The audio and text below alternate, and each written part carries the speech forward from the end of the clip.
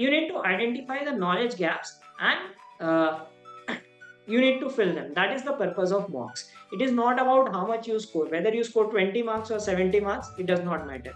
What matters is, have you identified that where you were lacking, and are you going to improve on those?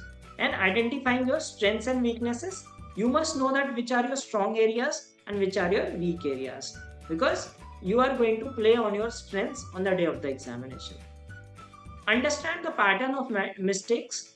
So you understand that, okay, the mistake that you are committing is you are overthinking in certain questions, or you are making calculation mistakes, or your conceptual clarity is not there. Okay, then learn smart approaches. So in mocks you might have solutions wherein you might learn smart approaches. Nowadays institutes give mocks with video solutions. Okay, so for example, we also have CAT mocks wherein we provide video solutions for quant and DILR. So that students learn that how to approach them in a smart manner, and learn time management, that which questions should have been attempted or skipped in the exam. Now let us look at this chart. Right? This looks visually appealing chart. So there are three outcomes of a question. It is either you get correct, either you get it wrong, or you do not attempt that question. Okay, now the purpose is that you need to take all things, you need to maximize this region. जितने ज़्यादा questions appropriate time में कर पाओगे, that high will be your score. So the thing is, you have to try to have maximum number of questions attempted in the appropriate time.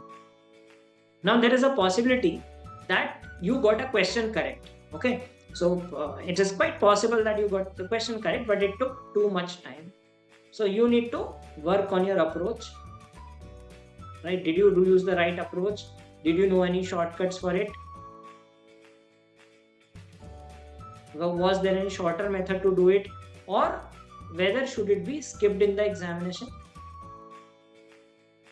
So analysis of mocks is very important. See, taking mock is fine, but if you analyze thoroughly, so as I said that even if you take 10 mocks or 15 mocks, but analyze thoroughly, it is better than taking 50 mocks without analysis. Okay, so you should also ask that should this question be skipped in the examination because it was too calculation intensive, or it had several concepts being tested which could not be solved in a given time frame. Now there might be a possibility that like you were lucky and you managed to get the answers right. So if it was some guesswork, okay, so you need to learn the concept. Okay, so admit that you were just lucky in getting the answer right, but you may not have the same luck on the day of the examination. But just pray that you are lucky on the day of the examination, so that more and more questions get right. So if you by chance got it correct through some hidden trial or some way, understand it, the concept, and fill the knowledge gap. If you got something wrong because of a wrong method, okay, so that means there's a knowledge gap. So understand how should we fill that gap. So if some concepts are not clear, go back to the concepts and understand them.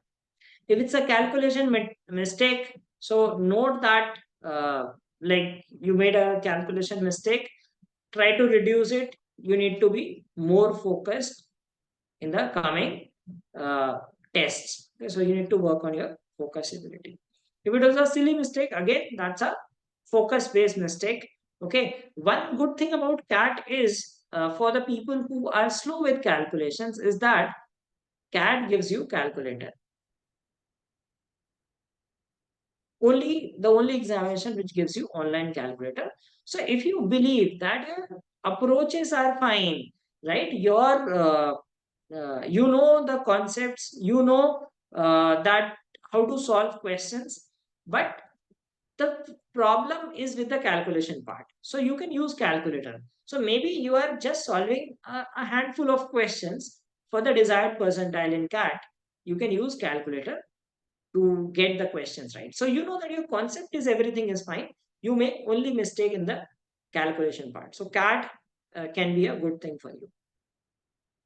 Now if you did not attempt a question, there could be two reasons for it. Either you did not know, okay, It could be if there was a knowledge gap, then again you need to fill that gap. How to fill? I mean, practice some past questions, or let's say if you're uh, uh, having a mentor, you and try to understand that sir or ma'am how to solve these kind of questions, etc. But if there was a lack of time, then you have to learn that time management skills. Time management as to how to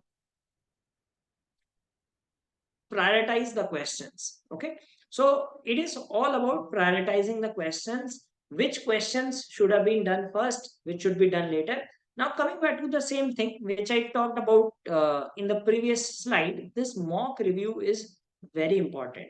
Okay, because you understand that which questions take more time for you to solve, which are the questions which have high accuracy. So if you are unable to attempt a question, so understand that whether there is a knowledge gap in that topic, or you are not able to manage time properly. So accordingly decide, like if some question took too much time, had you avoided this question and attempted this question, would that have been a better choice? So understanding those things can help you perform better in the examination. So just taking for a simple example, there was a question on para summary versus there is a question on odd one out. Okay, so now you practiced these questions, you realize that para summary question takes you around 3 minutes.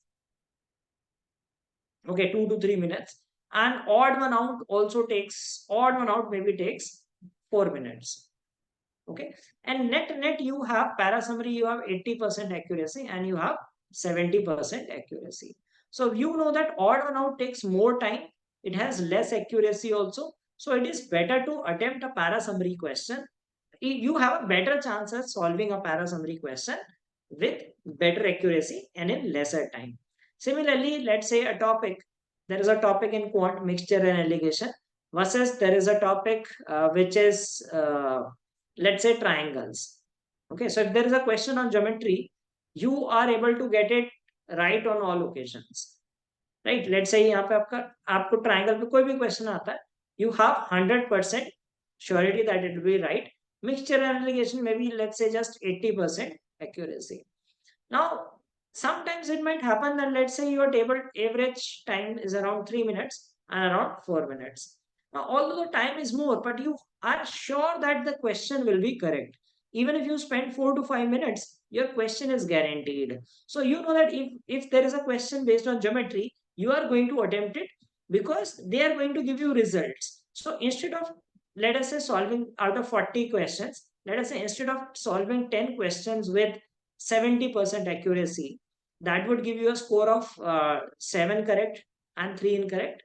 So let's say you did, let's take the worst case scenario. So 28 plus 3, 25 marks.